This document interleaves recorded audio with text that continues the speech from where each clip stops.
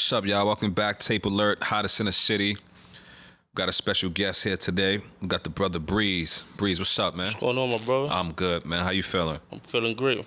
That's good, man. Breez, man, tell us, man, you know, where you from, man, and how'd you get to where you at, man? I'm from Jersey, Okay.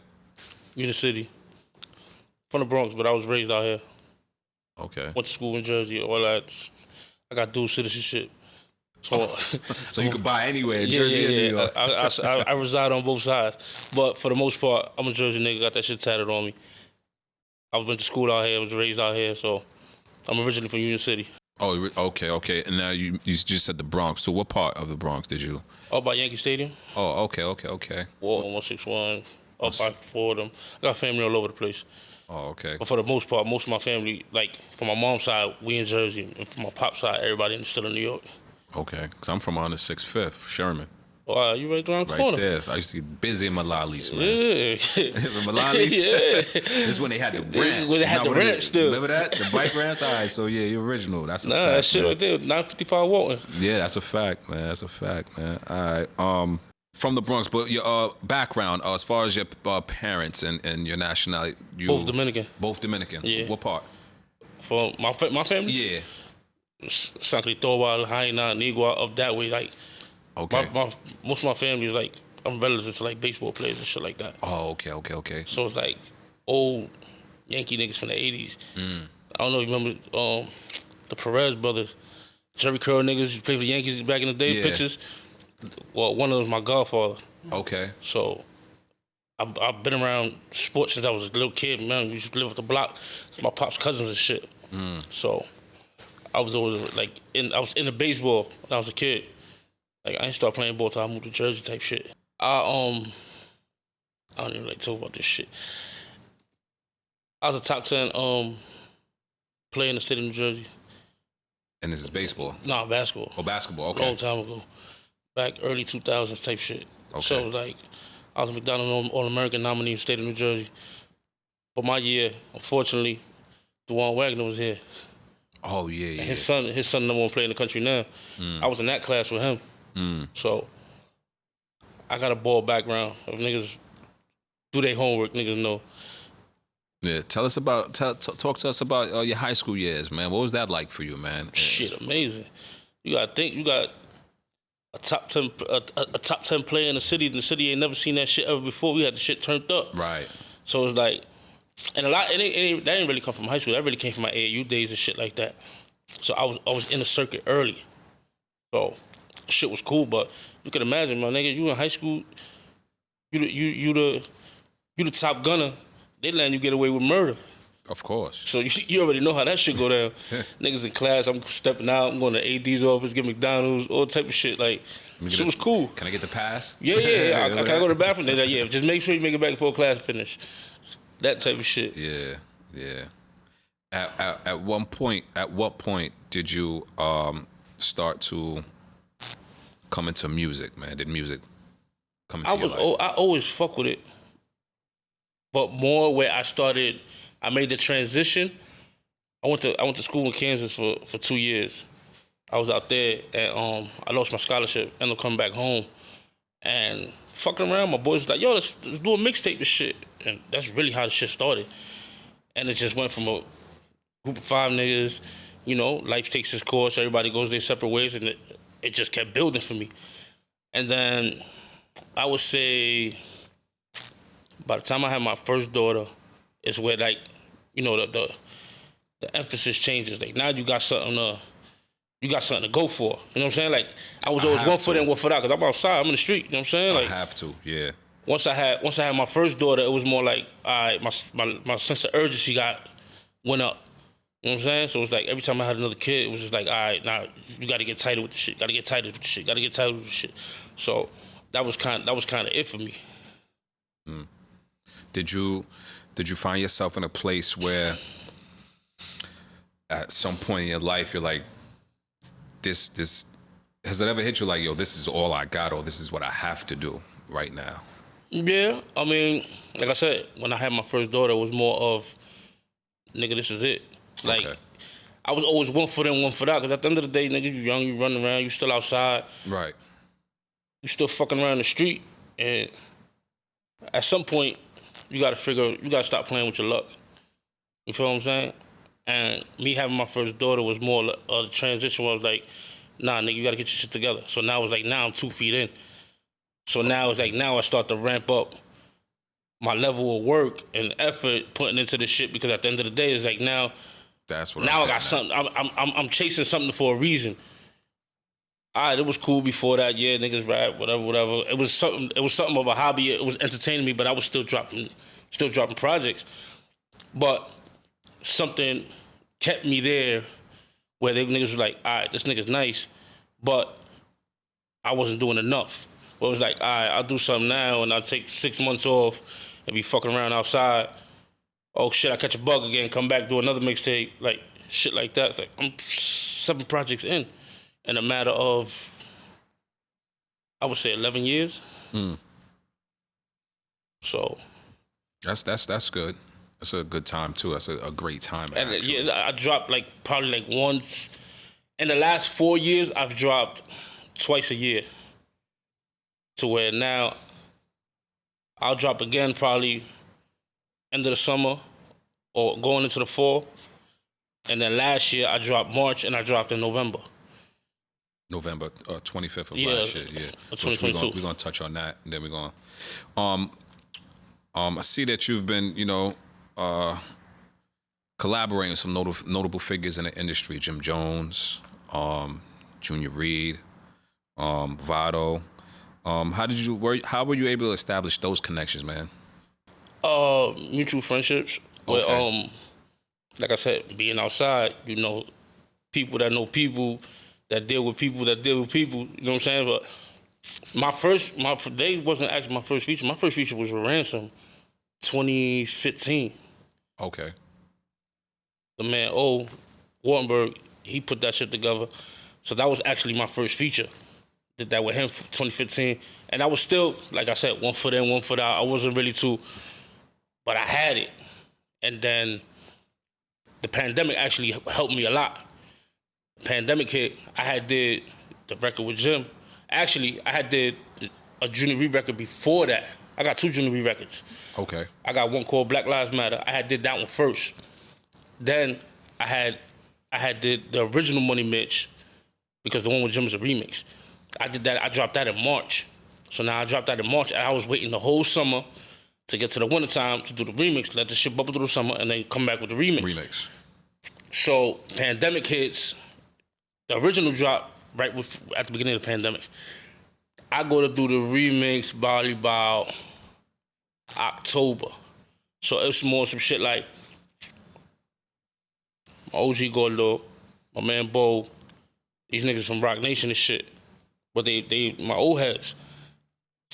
When I wanted to do the remix at the time, Cam wasn't rapping, Juelz was locked up, and Jim was the fly nigga at the moment. You feel what I'm saying? So I made the call. They called them. Pulled up next day. We went to the office. Recorded that shit right there in Rock Nation, and shot the video a month later. And then I did that, dropped that, and then I dropped the Junior Reed record 2 weeks later. Okay. So I had the momentum to take me into the new year, which pretty much ran me up to damn near the summer before I dropped again. But the record, I say in itself, it didn't get its just due to the fact of being a pandemic. It was slow, wasn't a proper promotion, you know what I'm saying, shit like that. But it did what it was supposed to do. It got me hot outside. Those 2 records were shaking. The second Junior Reed record, which is House Party, that was the first time niggas ever heard that man on the drill beat. Put him on that shit. So those 2 records propelled me into a different space, into another level that took me away from the C-class niggas. Okay. You feel what I'm saying? It jumped me up in category, which helped me out a lot. So now, fast forward, opportunity came for the Vado record. Right. That record was already done. And my man presented me the opportunity to get him on the record. Opened that space up, got him on that shit, and that shit was a fucking bomb burner. What was that motivation for you, being in the studio with Vado, man? And We wasn't even actually in the studios together. He the day that he recorded the verse, he actually got there before me, because the record was already there at that same studio.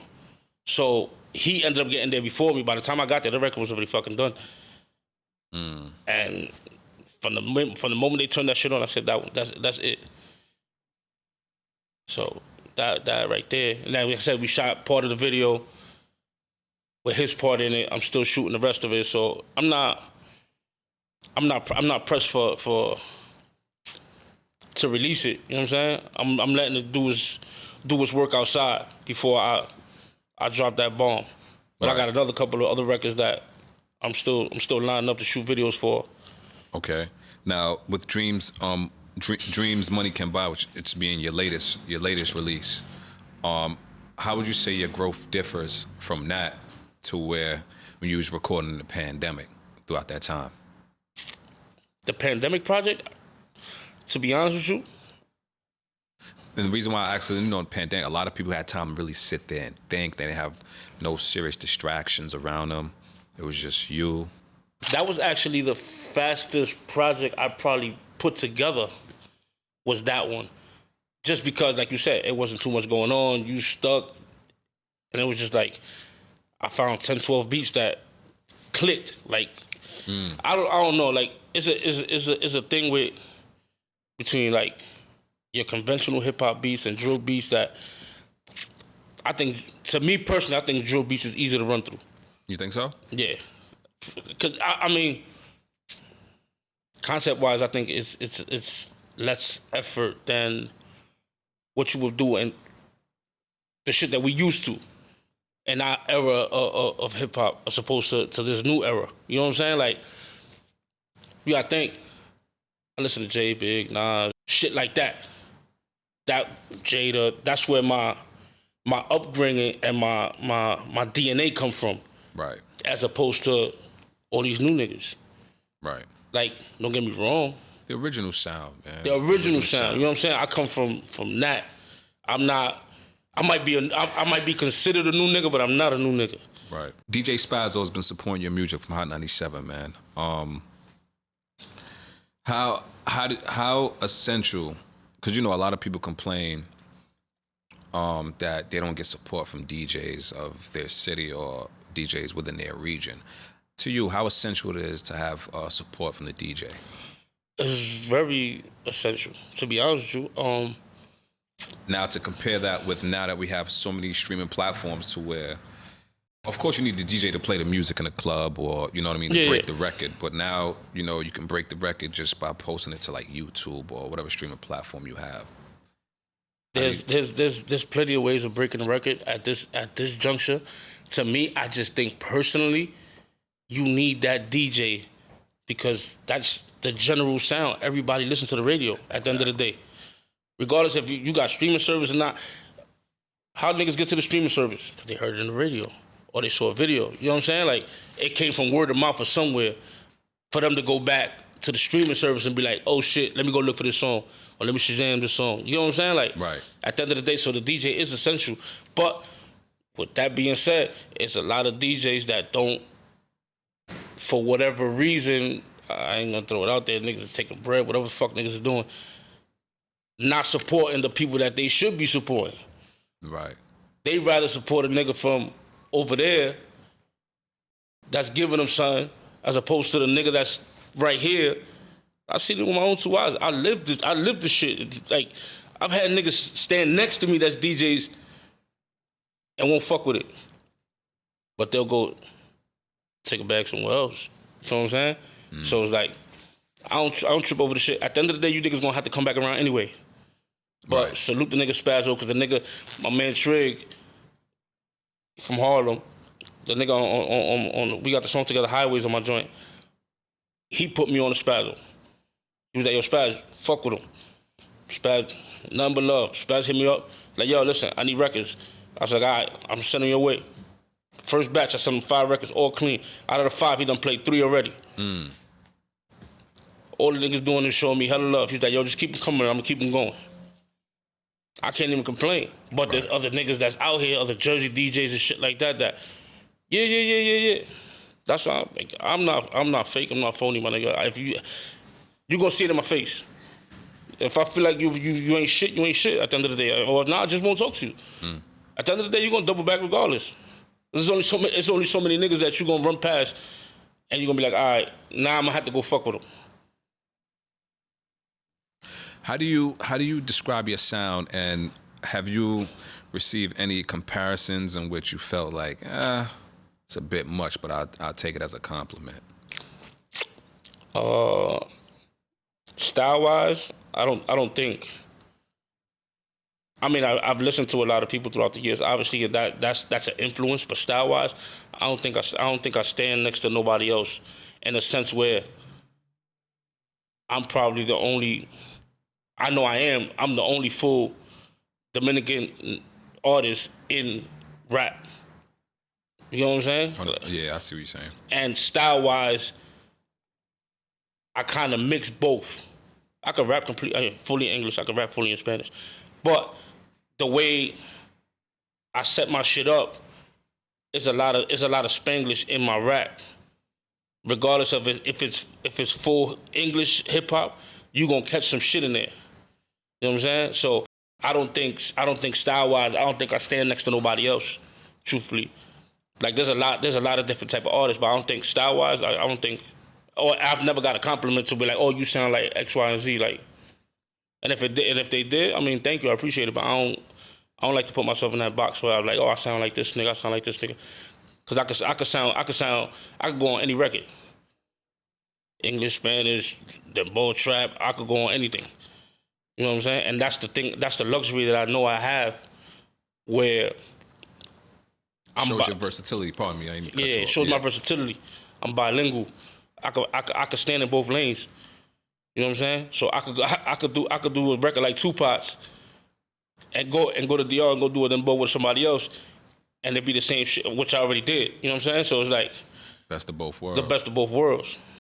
Copy. You have a champagne venture with Patrice Village. Champagne titled Gold Breeze. How did you how were you able to establish that connection? How did that come about, man? Oh, my man Frenchie. He do a lot of work with me. He was my old manager. We still rock today. Like it ain't nothing about a title and shit like that. But that's my man's and shit. He's French. He from out there, and that was his peoples. So initially, I had to deal with the Patrice group. That was his partner. They was slow dragging their feet. I had an 80-20 deal with them, and they wasn't providing no marketing or nothing. Like they were just dragging his feet for like 2 years. And it just so happens that the guy, Patrice, he ended up breaking off of them, and he got at me, and he was like, "Yo, I could provide you with your own brand, or just your own branch off of my champagne." That shit was a 1, 2, 3 deal, and we ran with it. So now it's just in the process of getting the bulk of it, and then trying to get it back over here because the shit is expensive. It's 18 karat gold chips inside of the actual champagne. So it's like it's like 5,000 something gold chips inside of it, and then the outside where the logo is at, that's 24 karat plated. Wow. So that I'm actually about to do a photo shoot for that shit now, shit, so I could get that campaign running. So it's like I got clothes, got champagne, got my music. You know what I'm saying? So it's just like trying to build an empire. You have a nail salon? Nah, I was partnered in one. Yeah, in the Bronx. I was partnered in a nail salon. My man had one. We went half on the shit, but that's long gone already. I was trying to get in. I was trying to get in everything. How was it having a nail salon business, man? What? I mean, it was cool. I was never there, but of course. but I mean, it was good. It was good revenue and shit work. You know what I'm saying? Like that's what I'm saying. Revenue wise, yeah, revenue wise, it was good. It was just. I would say it was more location wise. It wasn't working out for us, but it was still cool. Like it was a good experience to have. That's a tough business, man. It is. And then you got to deal with like, you got nails, you got massages, you got the hair in the back. Like it's just wild shit. Like, but like I said, it's an interesting lane to get in. But like you said, it's another stream of revenue. Yeah. It shows that you're a man of many worlds, man, and versatility musically, talent. Let's just say. But I've heard you having some experience in acting. Tell us about what roles did you play? What roles would you gravitate towards more, and do you see yourself doing acting long term? I mean, yeah, just because. I mean, who don't want to be in movies at the end of the day? That's a bigger check. That's the hell, yeah. That TV money different. But like I took acting when I was in college. I've done a couple roles here and there. I did a web series called Juicy. My man's shooting another movie now. But I want to get into more detailed roles where it was like different shit. Trying to get in that power, that BMF, you're 50. Shit like that.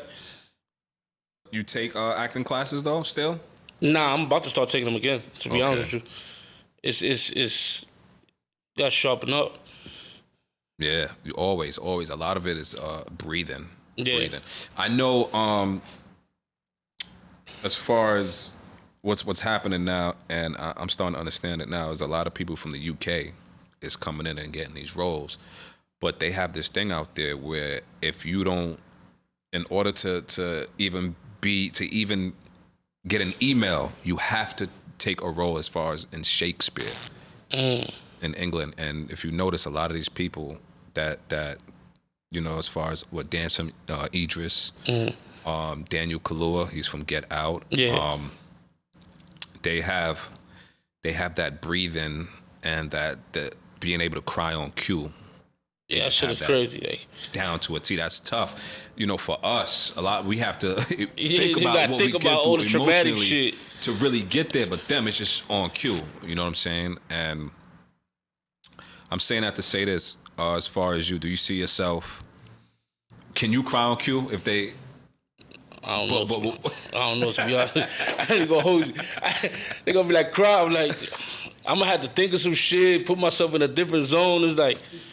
Because you have to escape who you are. You got to escape who you are and jump into that character. And like sometimes coming back is tough. I quote Michael B. Jordan. He said when he played, is it Killmonger in Black Panther 1? He played that role. He said he had to seek therapy because he couldn't escape that aggressive personal, and he said he was lost. That shit is crazy. Shit is real. You gotta leave yourself and jump into this character, and it's like. Sometimes you film in 6-8 months. You that motherfucker for 6-8 months, like exactly doing the same shit every day. So like you trying to come back to your normal person. It's like a nigga with PTSD, being in the war or some shit. Like how do you come back into regular society after you done been through all that crazy shit? Niggas heads getting blown off next to you and like that shit wild. That shit different, yeah. Tell us the titles of the movies if you remember, man, that you were in. The last two I did was Juicy and the Come Up. Okay. But I'm shooting to try to get into some bigger shit. Okay. What's the current status of Empire? Any deals on the table with them? Nah, that was a one time. That was a one song deal through Jim, through Vamp Life. So the actual record between me and him, the Money Miss joint, we ran it through them. But I don't independent wise. I don't got to deal with nobody. So I'm pretty much a free agent. Like I don't got no paperwork to nobody at all. So it's just pretty much building my catalog to see what happens, or trying to stay consistently hot outside to where niggas like, yo, come on, let's go. Yeah. I agree. As far as I want to touch on the project that you put out before Dreams Money Can Buy. Like the Breez 5. Yeah. How do you feel as far as, I did ask you about the growth, as far as your growth and the difference between both projects, but as for you, what would you say would be your best work? And what you stand on? Everybody has... That one project you think that... Yeah. I think my transition came during Life's a Breeze 3, where the projects before that, there was a lot of... I would say a lot of those the projects before that, I was just rapping a rap type shit. From Life's a Breeze 3 on, Life's a Breeze 3 was produced by my man Global, where we did all those songs from scratch. Like, he built the beat from scratch in front of me, humming the shit out, and then from there, we came up with the concept to everything. So all those songs were done from scratch. And the caliber of those songs, I think, to me, it started to get more personal with that one, with Life's a Breeze 3. That was, like I said, like around the time I had my first kid and shit like that. So it was like that one started to get more personal. Life's a Breeze 4, which is Narcos, that was the one I did during the pandemic. That's just a whole bunch of drill shit. That, like I said, I could do that shit too. So it was like, I ran with that. Then Life's a Breeze 5, which is the one before Dreams Money Could Buy, which is the one I dropped in March. That one was more, I had more collabs on that with artists that you wouldn't per se be like A-listers and shit like that. It was more my niggas that I just got together with and did records with. So 3 of those records I got with my man Exile from Miami. My other man King Problem, he on that. He on the King Breez shit. What other records I got on there? But for the most part, those were all collabs with different artists and shit like that. But my favorite project, I think, is probably that one. Okay. Song wise, like I don't know, like the way I align my projects up. It's more like I listen to a lot of Jay and Ross, so the way they line their shit up is like how I think of putting my records together, like from intro to middle to end, like. But like I said, my more personal one would have to be Life's a Breeze 3. But I got certain songs on other shit that are my favorites just because they're more personal to me. Like the shit, I Just Want to Be the Man. That shit is like the shit with me and my mom's on the cover. That was more personal to me. The shit on Dreams Money Could Buy, Holy Ghost. That shit. Highways is probably my favorite song right now. The shit with me and Talking Trig. On Life's a Breeze 5, I could run through the whole shit and not have a problem with it. You know, there's certain songs that you listen to, you be like, maybe I like this one, or it's a throwaway, shit like that. Like that whole project, I felt like it flowed from beginning to end. And even this one now, Dreams Money Could Buy, like, I don't listen to a lot of my own shit. To be honest with you. Like, I do this shit and I just be like, niggas be like, yo, you don't remember your own raps? I'm like, most of the time, no. Like, you got a bigger chance of catching me remembering a J-Line or a Jadakiss shit in the end than I know my own shit. As a fan, you know what I'm saying? But it's like, now I gotta start being more conscious of paying attention to my own shit, because you never know, you might get that call for a show. Exactly my point. And if the people know you don't know your own shit, you're gonna be looking like, crazy, like. Or do you would you ever do a Dembo EP? I got 3 songs right now. Oh, you got 3 of them? Yeah, but they were all features on somebody else's record. Okay. Your own personal, though, do you see yourself in that lane? I'm going to DR next month. Okay. So I got something lined up. I'm gonna touch base with niggas over there, get a couple records done. Cause the show shit is it. Once you touch down over there, and niggas know you outside, you do one record, everybody else start coming along easy. It's over. Yeah. Yeah. All you gotta do is hit one. Once you get in the club, hit one. Everybody else gonna record. And that's the camaraderie where niggas fuck with each other. Right. Type shit. As opposed to here, it'd be too much fucking politics and bullshit. Niggas gonna give you hoops to run through, give you hella bullshit. Like, so that's pretty much it. Okay. In addition to that, man, what's next for you? Honestly, I'm focusing on the Champagne thing. I'm about to start trying to shoot all these videos to Dreams Money Could Buy, and getting ready for the summer, to be honest with you. Get these shows, get these festivals, and just get it shaking. And then in the meantime, I'll start recording after I come back from DR, and I'll do all that damn bullshit. I'll start recording my regular shit, because I take my time, whereas like certain records might take me 3 weeks, might take me a month. Because I might do half of it, leave it, come back to it, add more to it, do another record. Or I might have a whole bunch of features outside that I'll put together and be like, all right, I'll take from this, and then put a whole nother project together. I don't like sitting on records. Right. You know, niggas be like, yo, I got 100 records. I'm like, man, what the fuck you need 100 records for, nigga? Like, I'm gonna do what I need to do and then push them shits out. That shit is done, all right. But my problem been, I stray away from records too fast. Well, you know how niggas be like, niggas been promoting one record for the last 2 years type shit. Like, that be my problem. Like, I'll listen to a record, I'll have a record that I have out and I'm already looking at something else. It's good and bad, but you know what I'm saying? Like, that's where I'm at with it. Okay. I want to go back to you being as far as in the reggae space, man, and those songs that you got with Junior Reid. What did you take from that experience? International. I was looking at the bigger picture. Niggas want to be big in the city and the state. Nigga, I want the fucking world. At the end of the day, it's a world outside of this shit. There's fans everywhere. Mm-hmm. That gave me a fan base in Jamaica. Gave me a fan base in Trinidad. Gave me his whole fan base, you could say. And I gained a lot from that, Caribbean-wise. So I'm just waiting for the opportunity to be able to branch out and go do that. Like I said, I'll get on any record. Like, at the end of the day, like, if it makes sense, it's gonna go. I'm gonna do it. Like, you know, and there's certain niggas be like, oh, I can't fuck with this. Like, nah. Whatever we going on. That's what's up, man. That's what's up. Hey, Breez, one more question, man. I want you to share some inspirational words for the people that's watching, and advice. What do you have to say? Life or music? Both. Whatever you start, don't stop.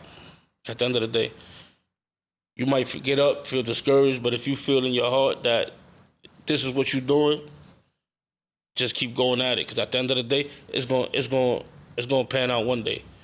And if you feel like it don't, scratch it and try another alternate route. But at the end of the day, if you want to do something, my nigga, it's your plan A, your plan B, and your plan C. Ain't no other motherfucker outlet. If you're gonna do it, you're gonna do it. If that's what you feel in your heart, this is what I'm meant to do, ain't no plan B. That's what's up. Give us a 16, man. Me, I'm from the Garden State. UC, NJ, let's say, where the Trinidadians and the Bloods play. You could get got for showing where your connect lay. UPS with the Mac, tie you up in broad day. Bros lay on their back if they sick with the ball, play raw. Yeah, how you bright like 40 deuce in Broadway. I'm an outcast, 3K, Andre, what don't kill me, make me stronger, no Kanye. If looks could kill, I would get the death sentence. I put blocks on your block, Game Boy Tetris, red necklace, touch that and wear vests. I put goons on your chest like Plies necklace. It's Breez, Mr. I define freshness. Monogram T on my chest, y'all play checkers. Come checkers, cause I'll be where y'all never at, and I could park it anywhere, nigga, like a diplomat, get with that. Breez, you heard that, man. Tell the people where they can find you. Give them your Instagram. Breez201, Instagram, Breez201, Twitter. UC Breez 201 is my YouTube. Man, go on Google and put Breez201. You gonna motherfucking find me on every goddamn page. There's only one Breez out this bitch. Tapealert on the beat.